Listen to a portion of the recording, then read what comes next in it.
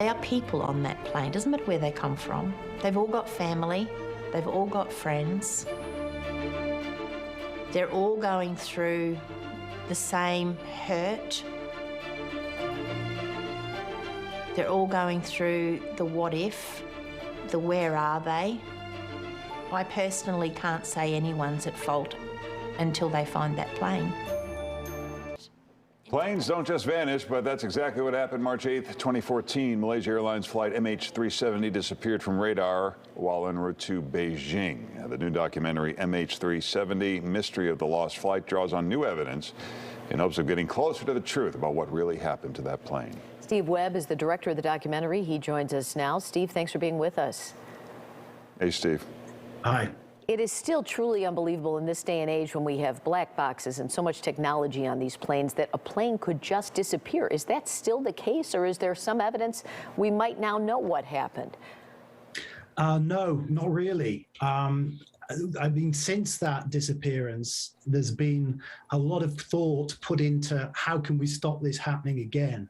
You know, what technology can we put onto a plane that will mean that it can't just disappear and never be found, which is what happened to MH370. So whilst that may not be able to happen today, it happened 8 years ago, and people still don't know where it is, although there are 1,000 theories. Yeah, what are some of those theories, and do any of them have any merit? Well, the main theory that's run for many years is that the pilot did it. And they say, you know, because nobody else could find anything, they can't find the plane. They said, well, this has got to have been planned, and it must have been planned by someone that could have flown a plane, that knew, you know, that did this and planned it very carefully. So for years, people had been saying, well, the pilot must have done it. But as part of our documentary, we spoke to lots of people. Anybody that we spoke to that knew the pilot, Captain Zahari, could not put the two things together. You know, so you had a lot of people that would say, look, you know, technically, it's got to have been the pilot. But anyone that knew the guy said he was a great, lovely man and would never do such a thing. And over the years, different pieces of debris have turned up in different locations. Has that kind of pinpointed where the plane might be, a general area? It's helped. It has helped. I mean, the latest research, which we've included, suggests that the plane, and there was an engineer, a British engineer, who claims to have actually pinpointed where MH370 is. The problem is that the Malaysian government doesn't want to have another search. It was the biggest search in aviation history. And so they're not that keen to restart it. But, you know, there's an engineer who says, I've used this new technology and this is where MH370 is. All we have to do is go there and find it. Even still, a search of the ocean is difficult and expensive. Is that why Malaysia is hesitant to do it, or do you sense some kind of government interference for other reasons?